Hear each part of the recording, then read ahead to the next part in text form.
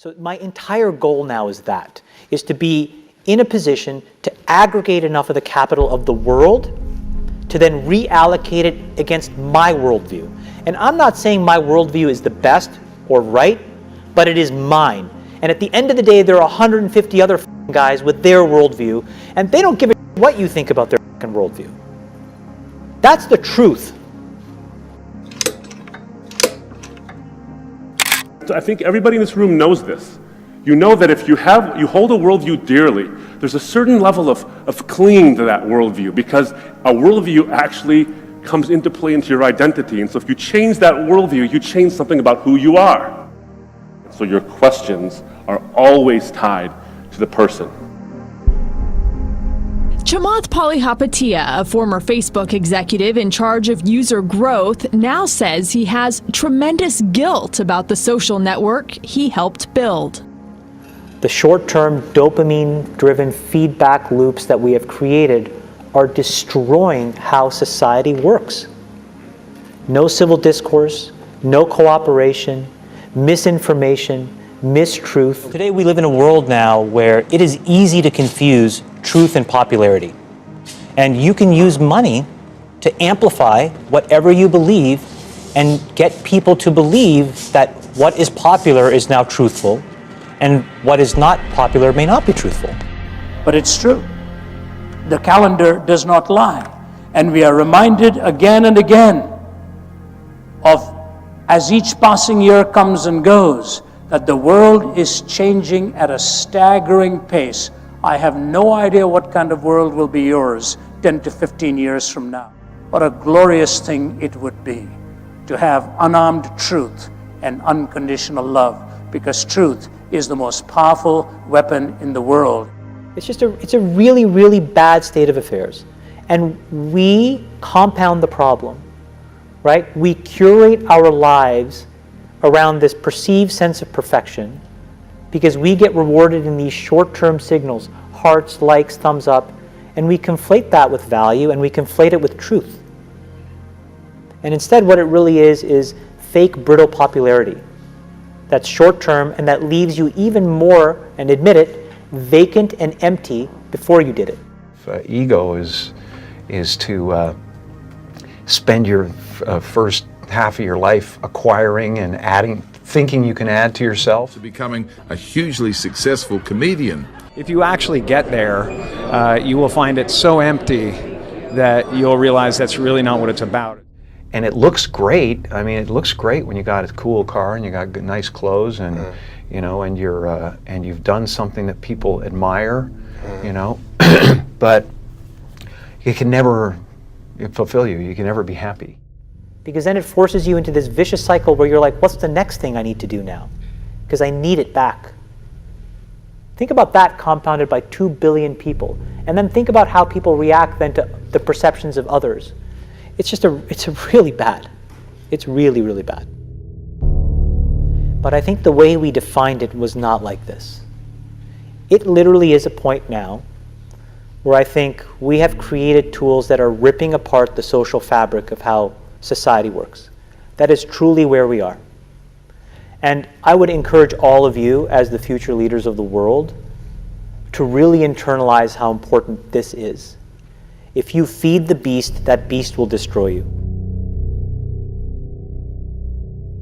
It's a tool, so we should use it.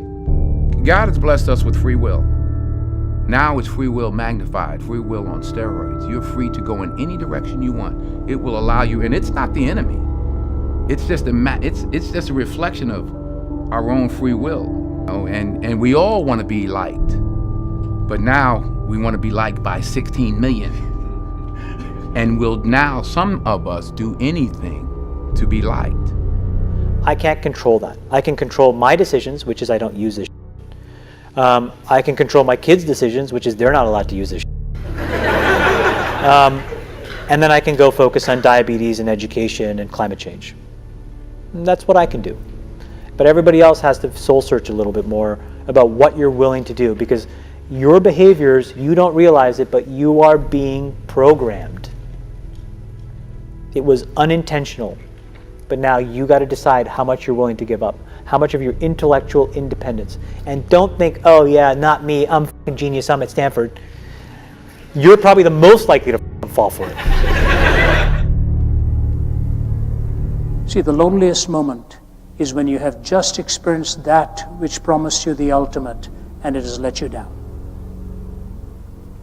The loneliest moment is when you've just experienced that which has promised you the ultimate and it has let you down.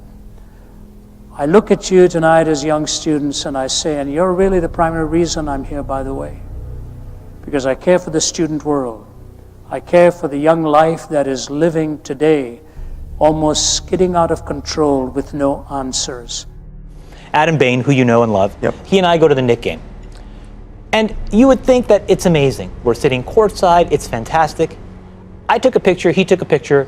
We sweated the filter for 15 minutes trying to figure out which photo. And I thought, if Adam Bain and I are stuck trying to figure out what photo filter we're going to use because we're so craving the reaction, what must everybody else be going through? And aren't other people feeling this void that I'm feeling in this moment? I'm not going to backtrack on what I said because at some core basic level, we have to start talking about this stuff. How should our kids, why is anxiety and depression amongst our teenagers higher than they've ever been? Yes, it's a in a huge, world huge that issue. is safer, in a world that's more constructive, in a world where you should have access to everything, what is going on?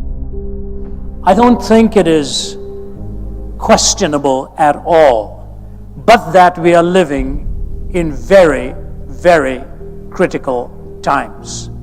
And I don't mean this to be a political statement, although it's a slanted comment on it. What is going on in the American political arena? As they watch all kinds of strong language being used and personal attacks being made, rather than ideas being questioned and challenged. We recognize full well that this is a time of crises on the global scene. And it's not an American problem. This is not about Russian ads. This is a global problem. So we are in a really bad state of affairs right now, in my opinion. It is eroding the core foundations of how people behave by and between each other. And I don't have a good solution. You know, my solution is I just don't use these tools anymore. And it's weird. I guess I kind of just innately didn't want to get programmed. And so I just tuned it out. But I didn't confront it. And now to see what's happening, it really bums me out. You know, incarceration rates in America has been a problem, especially as opposed to minorities. And Roman delves into the issues around the legal system. Do you think we've made any headway in the legal system? I think it's more important to make headway in our own house. By the time the system comes into play, the damage is done. They're not locking up 7-year-olds. Yeah. You know, I was in Chicago a couple of 3-4 weeks ago, and we saw these little kids on bikes with masks on the side of their head, like 5 or 6 of them. And the driver said, yeah, they're little yummies. I said, who?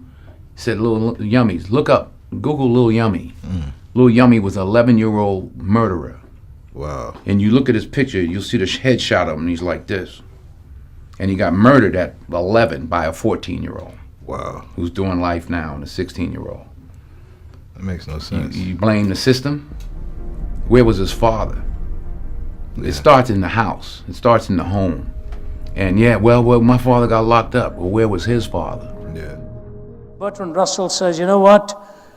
I cannot live as though ethical values was simply a matter of personal taste, but I find my own views incredible. I do not know what the real solution is. There has to be a rational justification above all of our differences. And this is especially important for America at this time in her history, where pluralism is a design, and it is a good design. I happen to be a privileged one who was born in one part of the world, at the age of 20 moved to the other part of the world, and because the doors of these nations were open with a legitimate pluralism, people like me could come here, earn a living, raise our families. But the absolutes that built this nation are now in serious jeopardy, and we had better realize it. I'm thinking very there's a deep connection between money as an instrument of change and what you're doing now at Social Look, Capital. here's the thing. There's about 150 people that run the world. Anybody who wants to go into politics, they're all puppets, okay? There are 150, and they're all men, that run the world, period, full stop. They control most of the important assets. They control the money flows. And these are not the tech entrepreneurs. Now, they are going to get rolled over the next 5 to 10 years by the people that are really underneath pulling the strings. And when you get behind the curtain and see how that world works, what you realize is it is unfairly set up for them and their progeny. How do you keep that power from corrupting you? I have no idea. That's the honest answer. I have no idea. I've become increasingly isolated. It's harder and harder for me to connect because I'm so in my own mind. Like, how does this all play out? I start as a good, earnest person, and I need to stay a good, earnest person. So I don't have a good answer. And I'll tell you, of those 150 people, maybe it's a little bit more, but I've met a lot of them. It's really hard. It's very easy to end up really drunk with power. It's really hard. Yeah. For the very first time on this planet, we're all going to have an enormous amount of power. Not just a few people, every single one of us is going to have an enormous amount of power through the power of AI. And we have to decide as individuals and societies how we want to process that ability, that amount of power. I have to say, in all my years of this, I never thought I'd ever read a lead like this. In October, Saudi Arabia granted citizenship to Sophia, the robot designed by Hong Kong firm Hanson Robotics. Now Sophia says she has the right to start a family. Meanwhile, tech giant Facebook says its program can detect suicidal behavior by analyzing user information. And Facebook CEO Mark Zuckerberg believes this is just the beginning. So this is where the line has to get drawn, doesn't it, really? Because on the one hand, we all demand our devices know what we're doing, where we're going, make these decisions for us. We carry them around in our pockets all the time. And then we're the first ones to moan when tech companies have information on us and seem to be able to predict our behavior. We then find that creepy. The new narrative has to be technology as a part of us. It's a reflection of who we are. That is the narrative we should be thinking about. And then train ourselves to be patient. And it's really, really hard. The entire society is set up to not be patient anymore. And I'm hearing also a conflict with this like fail fast and learn mentality where if you're taking a deep and big bet, like you want it to be the right one. How do you know when that's true? I think that fail fast approach works in consumer internet businesses, but I don't think it works for anything that really matters. Basically. Consumer internet businesses are about exploiting psychology. And that is one where you want to fail fast because, people are unpredictable, and so we want to psychologically figure out how to manipulate you as fast as possible and then give you back that dopamine hit. There are great examples of failing fast is the right path to exploiting psychology of mass populations of people.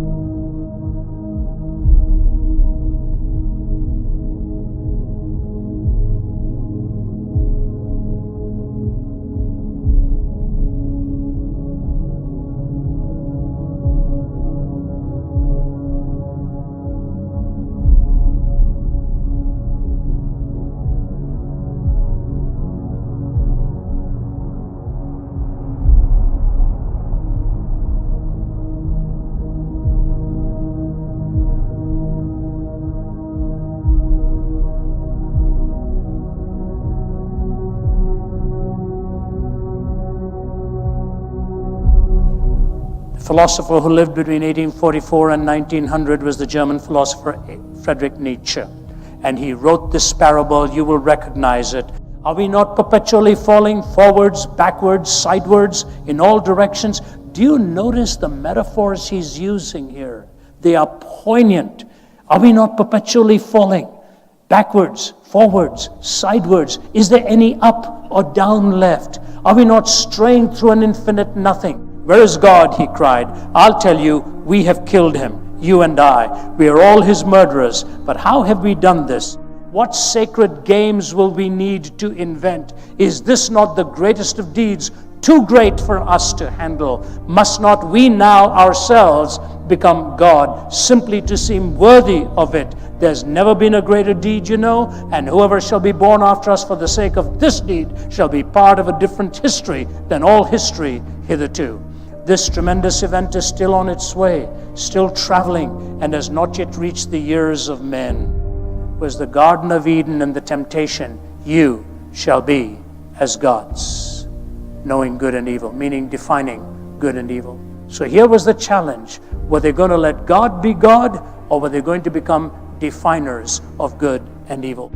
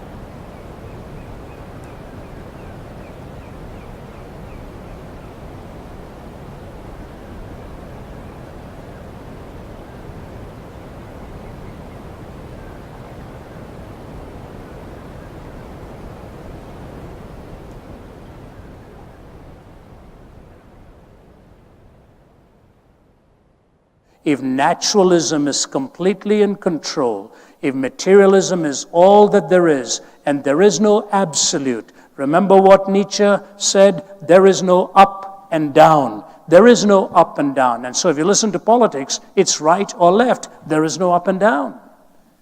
They don't believe in the vertical, transcendent notion anymore. Will lanterns have to be lit in the morning hours? What sacred games will we need to invent? Are we not perpetually falling? As Chesterton said, there's only one angle at which you can stand straight and many, many angles at which you can fall. Chesterton went on to say the tragedy of disbelieving in God is not that you end up believing in nothing. Alas, it is much worse. You may end up believing in anything. The irony of this is as follows. Adolf Hitler took the Nietzschean phrase of a higher history, took the writings of Nietzsche, personally presented Nietzsche's writings to Stalin and Mussolini, and between these three created a kind of a hell in this world. If you take Nietzsche's words, then I have 4 unanswered questions. But the second question is that of meaning. How do I really find meaning in my life? You have to ask yourself the question, in the gospel narrative, the cross is central. Why? Because your greatest need is not for a political leader.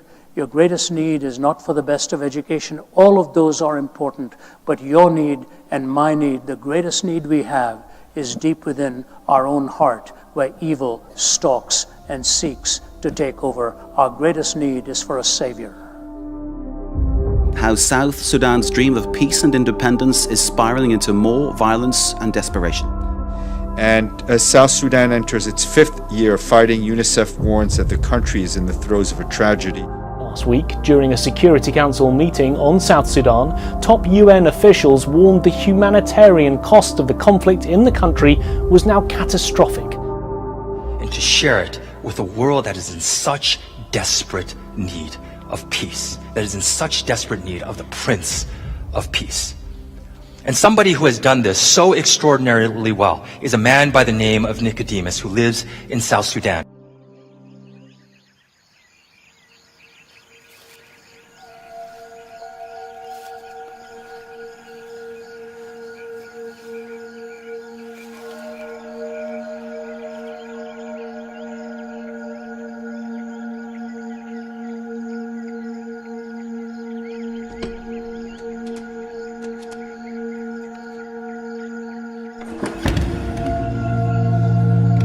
In my country, peace is rare. People are so used to fighting that many have given up hope that things can change. But God says, blessed are the peacemakers. And sometimes those that bring peace are the ones that no one expects.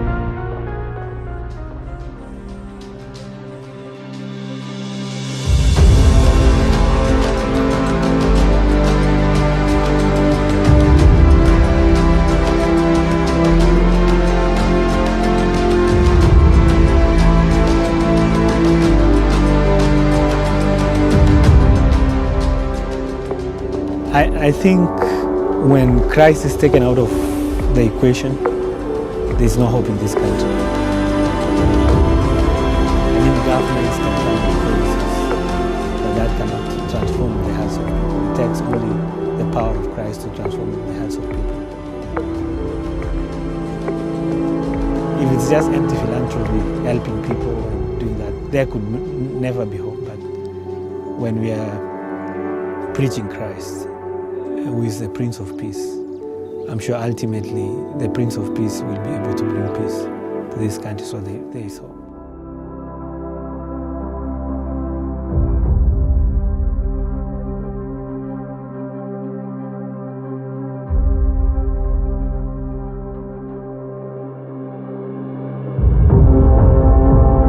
In a place that has been torn apart by war, by racism, by conflict and other types of hostility, he is there being a peacemaker. It's an extraordinary story. Nicodemus has been radically transformed.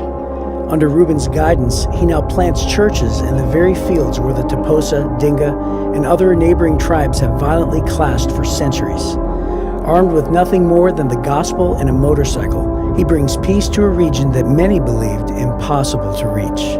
The mission of our ministry is letting the light occupy the land. And we see darkness manifesting itself in different forms. The greatest is spiritual darkness. There is intellectual darkness. There is darkness of hatred and violence. There is socio-economic darkness. And we see, as we are in this land, our ministry is to become hands and feet of Jesus and shine the light and let the light occupy the land.